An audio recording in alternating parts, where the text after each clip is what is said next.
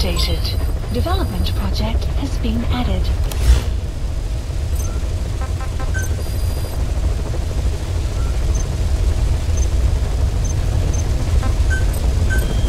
Staff assigned.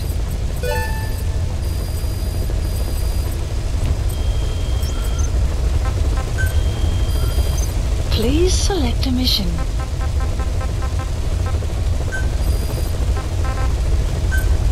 Unit dispatched.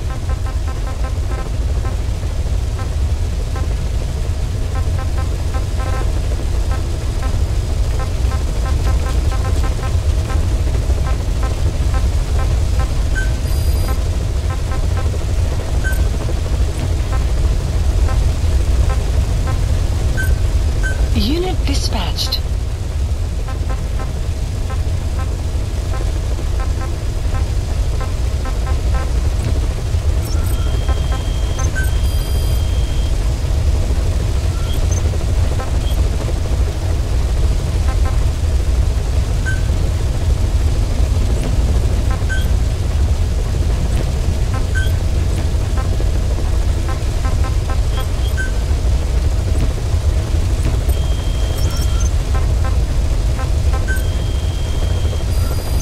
Please select a mission.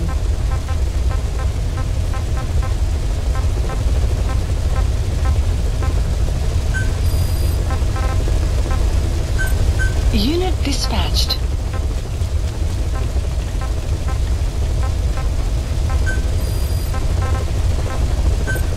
Unit dispatched.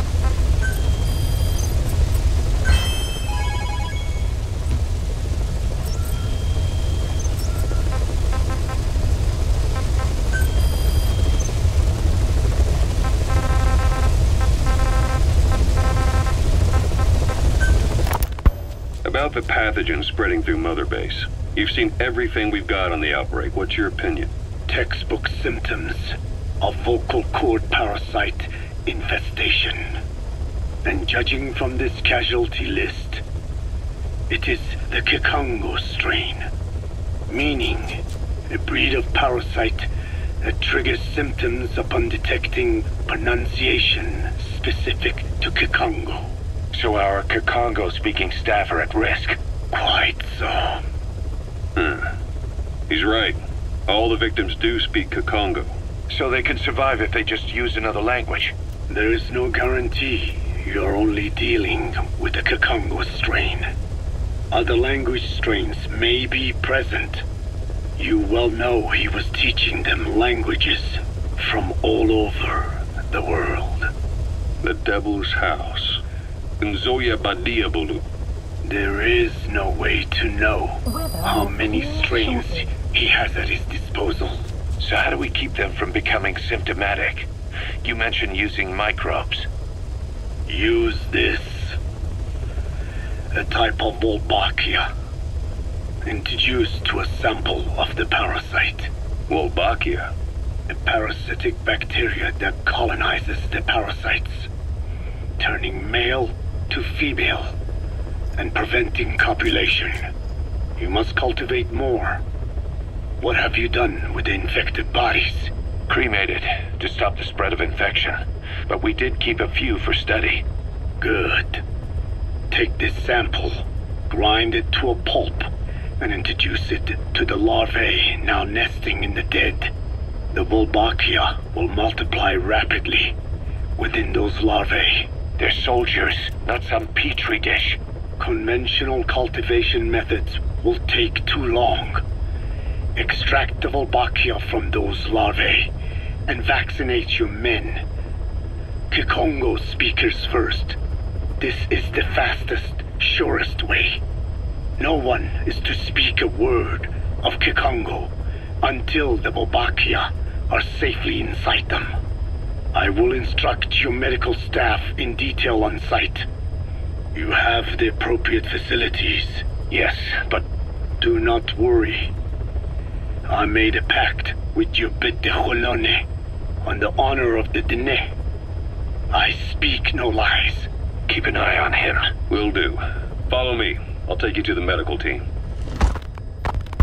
Now, We must wait for the Wolbachia to multiply in the larvae. How is the disease transmitted? If it's carried by insects or rodents, then... There is no intermediate host. So... The vocal cord parasites lay their eggs in the larynx of the host.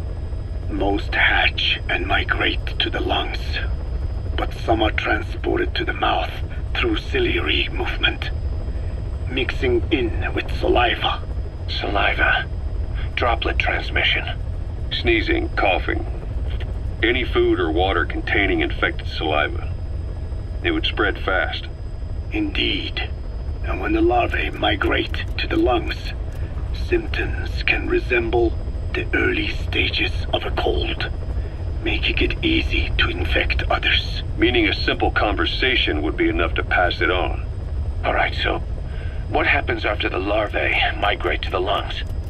It is as I said before. They mature by feeding on alveolar tissue. It is only then that noticeable symptoms appear in the host.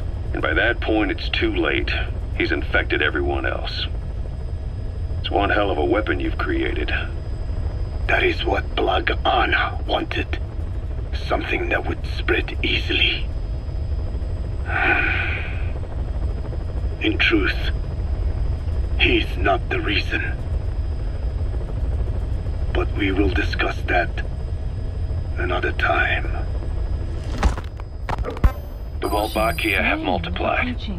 We're preparing to extract them and begin vaccinating. But is this really the only way? Sure, it'll prevent infection, but the cost... You would rather remove their vocal cords? No. Tactical communication's a linchpin of what we do. What if we were to ban the use of Kakongo? Insufficient. First, there's no guarantee that only the Kakongo strain is here. Second, there is the matter of how the parasites lay their eggs. Before they can copulate, they must be exposed to the pronunciation of a specific language for a period of time, like a container filling with water. But the duration between when the container is full and when the copulation actually begins varies from case to case. In other words, even if the infected stop speaking as a countermeasure, it may already be too late. The only true solution is to prevent copulation through the Wolbachia, or by physically removing the affected tissue. Do any antiparasitics work? It sounds as though you have already tried. Yeah. We tried every one there is, and nothing. I have yet to find a medicine that can remove the parasites. At best, it temporarily covers their ears. Why is that? Because the parasites are companions to us. To remove them inevitably harms the host. Companions? More than you think. And this is why the human immune system cannot eliminate them.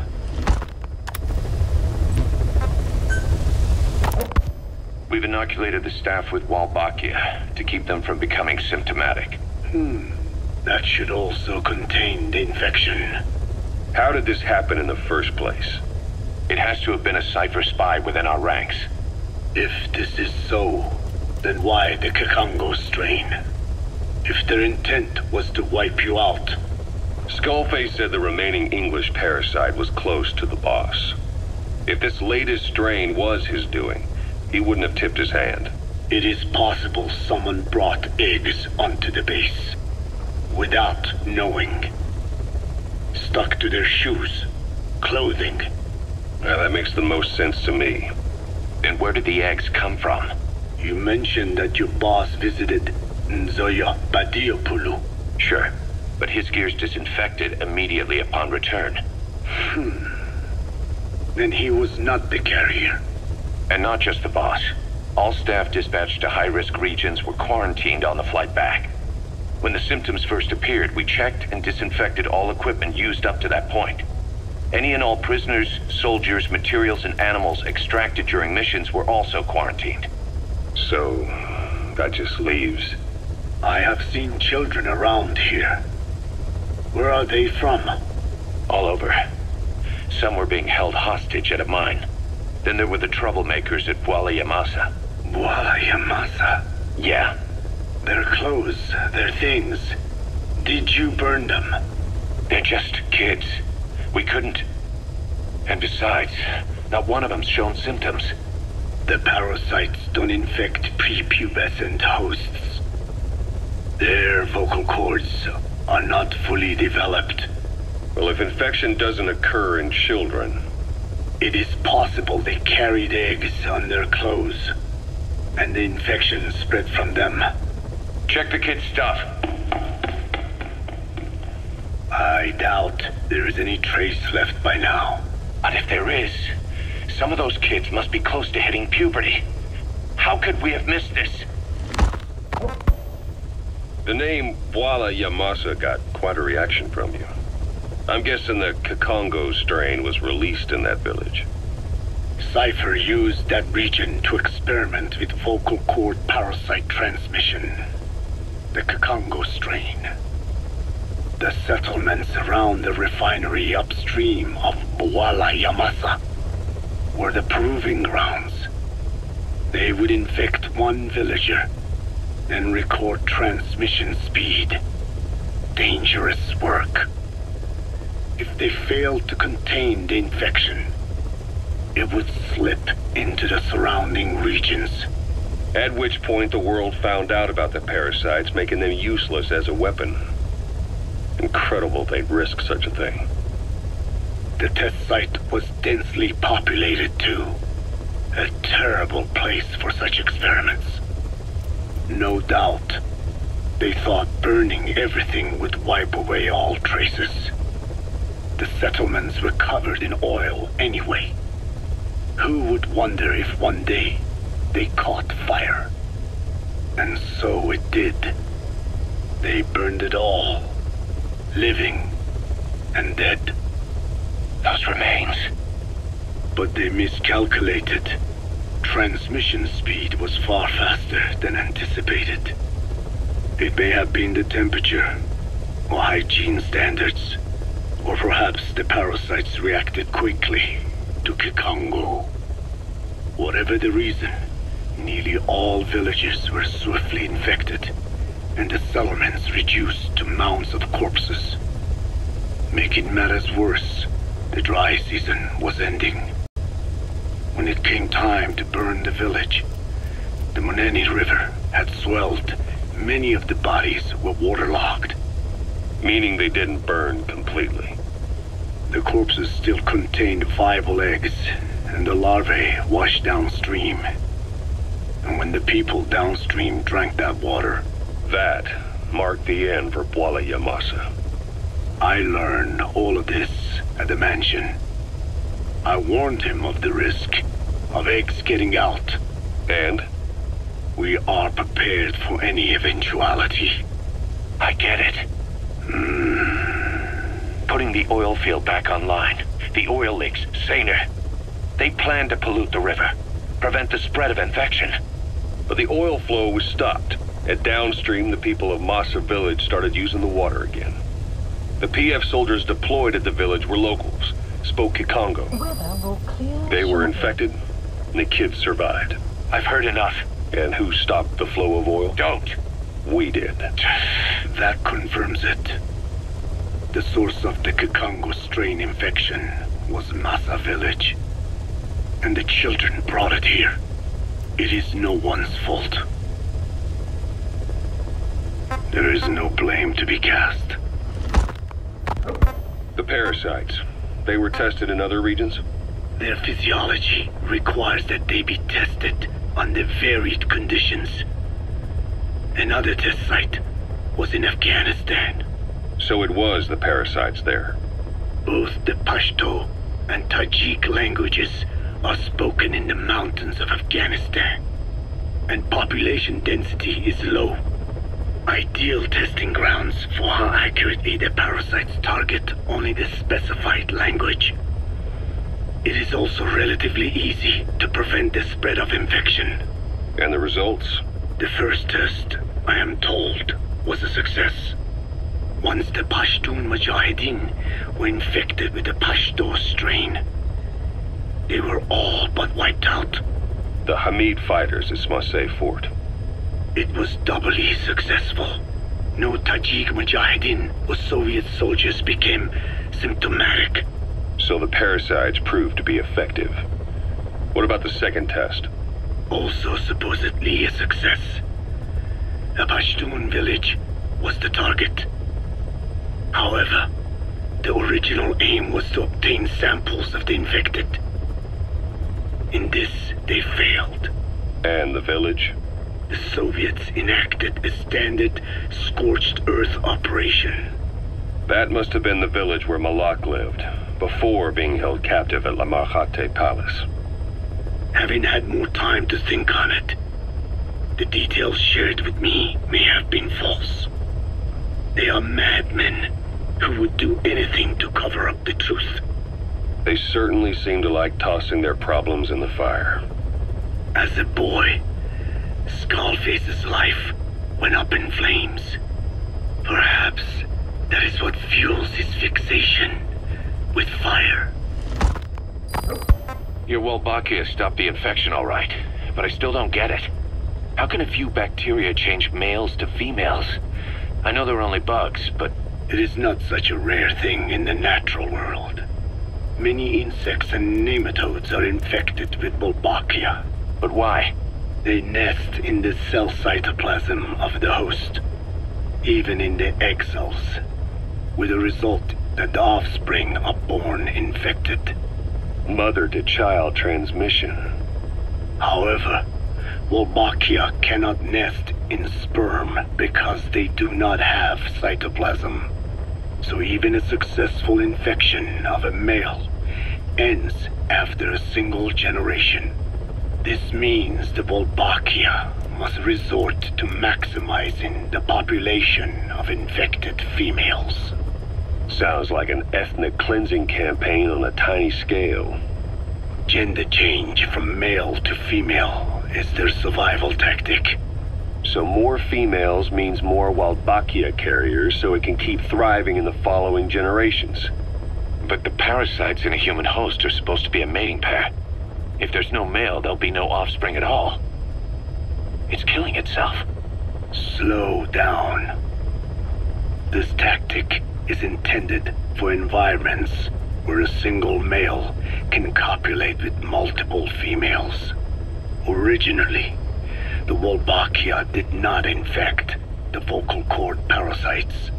I created a mutated strain, modifying the Wolbachia so that it could infect monogamous pairs.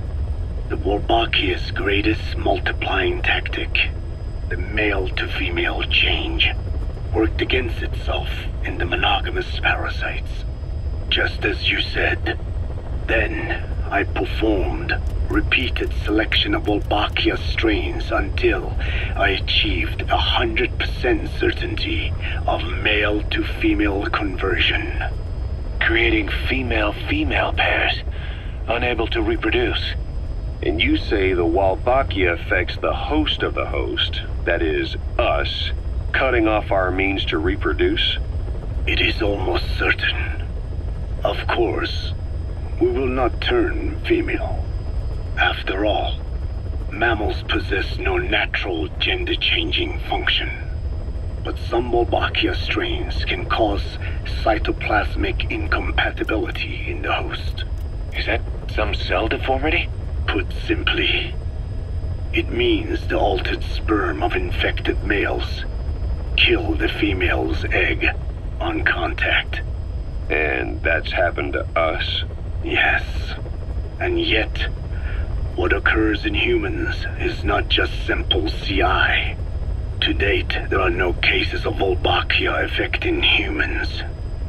The fact that this strain causes this effect, is it the vocal cord parasite's affinity with humans? I do not know enough to say for sure. So the parasite warps the host. Reminds me of what Skullface said. It is the way of all organisms to create their own optimal environment. Just look at you and this base. Organisms that cannot do this are doomed to extinction. The difference with parasites is that their environment is another organism. That creates a connection between life and life. Parasitism, symbiosis, or death. In this way, the host too is challenged to adapt. About this OKB-0 Emmerich was talking about. Its location and features match the citadel in the mountains northeast of the Soviet base camp. Built during the time of Alexander the Great, it was left in ruins following one of Genghis Khan's campaigns. Its occupants changed time and again due to war, and it was expanded on more than one occasion. Ultimately, it fell into the hands of the Soviet philosophers. The Soviet army was using it as the headquarters of its Afghan invasion force. But it would seem that Skullface's connections with the philosophers gave him license to develop Sahelanthropus there. And that's what Emmerich was doing at the place, before he got the axe. But OKB is a designation the Soviets use for weapon design bureaus. There's no way they'd have one of those in Afghanistan. And in principle, the numbers that follow OKB are always integers above 1. There is no 0. Perhaps this was a secret facility of the Soviet and Chinese philosophers dating back prior to World War II. Though it's more likely Skullface just picked a fake name that more or less fit the Soviets' pattern. He doesn't go there often, but he sure as hell won't miss this. They use the heliport on top of the tower for his visits. Start by heading for the heliport. Then wait for your chance to make contact with Skullface. It seems Sahelanthropus' armor is made from depleted uranium. That offers some serious protection. The US military is planning on using it for its main battle tanks, too. Maybe that's where Emmerich got the technology. Uranium? They're using nuclear fuel for armor now? No. What they use for nuclear fuel is uranium-235, which is extracted from natural uranium. Depleted uranium is a byproduct of that process. Sort of like the leftovers, I guess. The garbage. Uranium-235 makes up 0.72% of natural uranium, whereas depleted uranium contains only 0.2%. What are the benefits of using it for armor? It's a pretty short list. Uranium's a heavy metal, like lead, meaning it can hold a greater amount of kinetic energy. But it also boasts a hardness closer to tungsten. That makes it an ideal material to use for, say, armor-piercing ammunition penetrators. But it's not the best choice for armor. Its volume is less than that of ceramics, but for an equal weight, you could end up with less protection. So why use it then? According to Emmerich, it came down to him being unable to source ceramics technology from a manufacturer. Plus, given that it's an upright walking vehicle, he wanted to reduce the bulk of certain areas. Despite all that, depleted uranium still makes for some tough armor, and Emmerich says it's been proven in live fire tests. It stops most Soviet tank shells.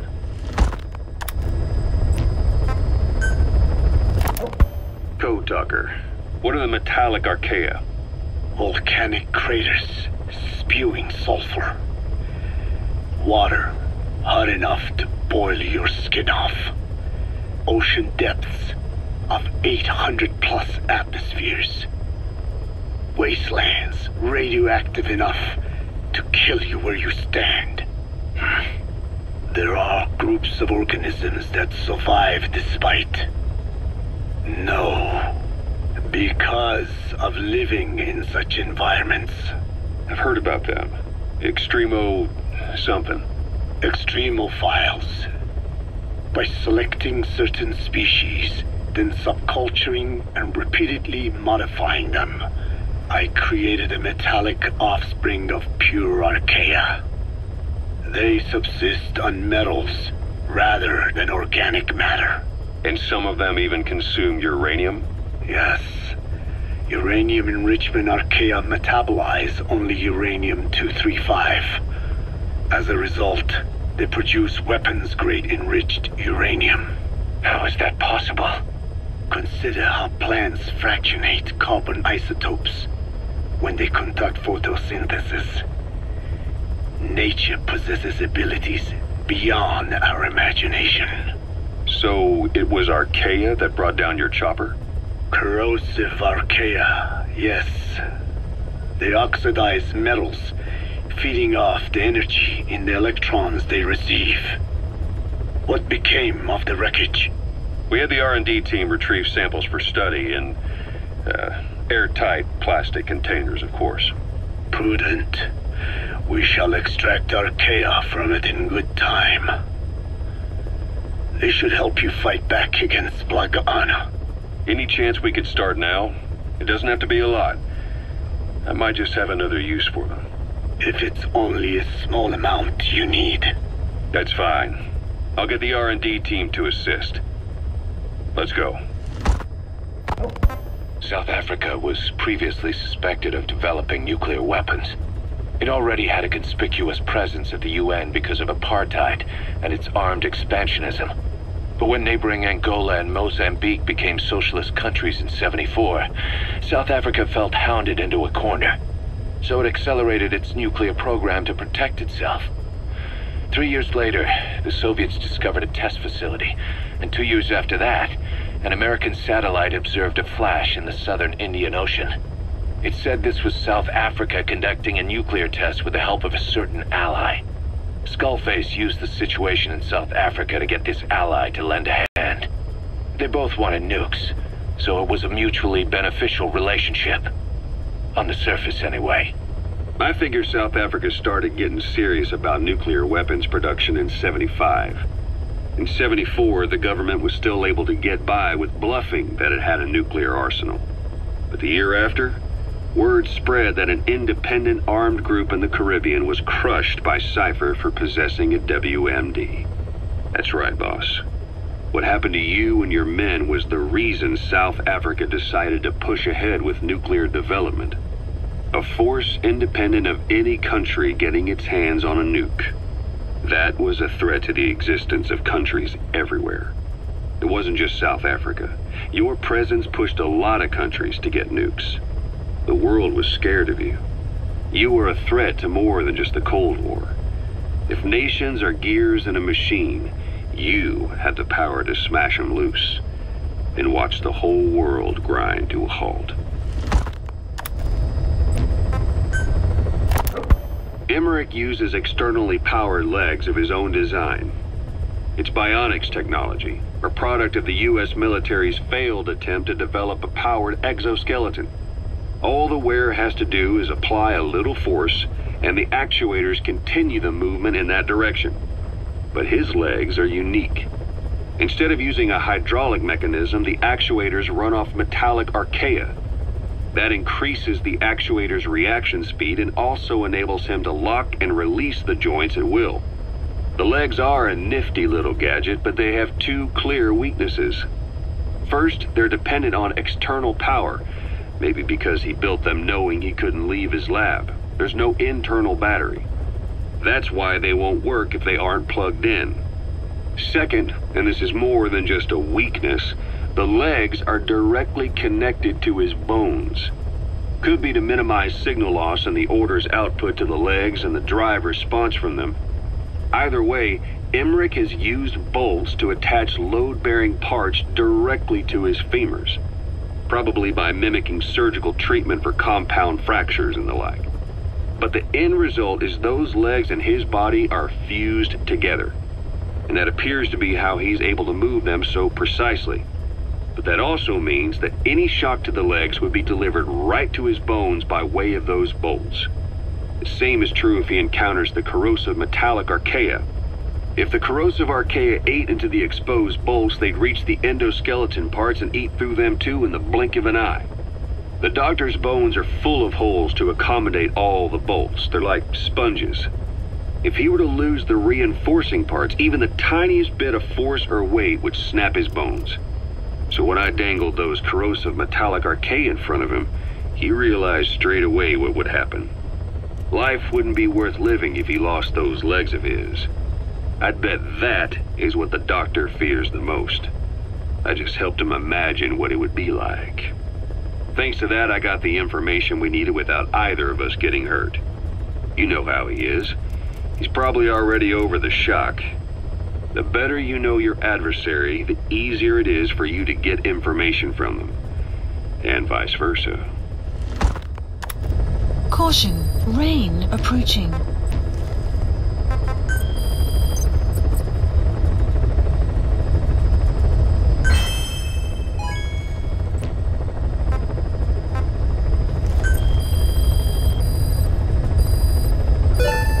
Please select a mission.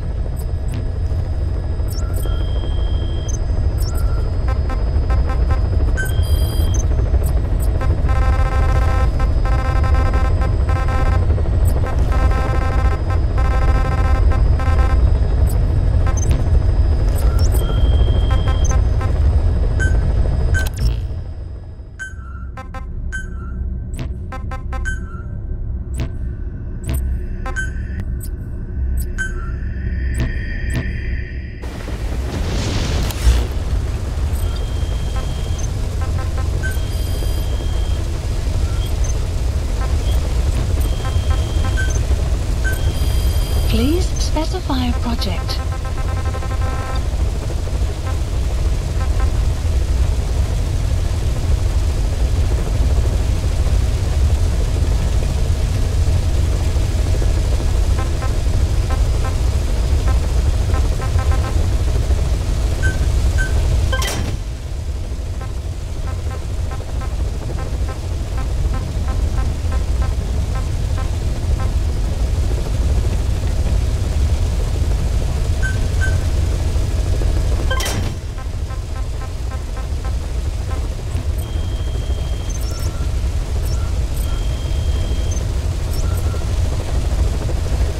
Please select a mission.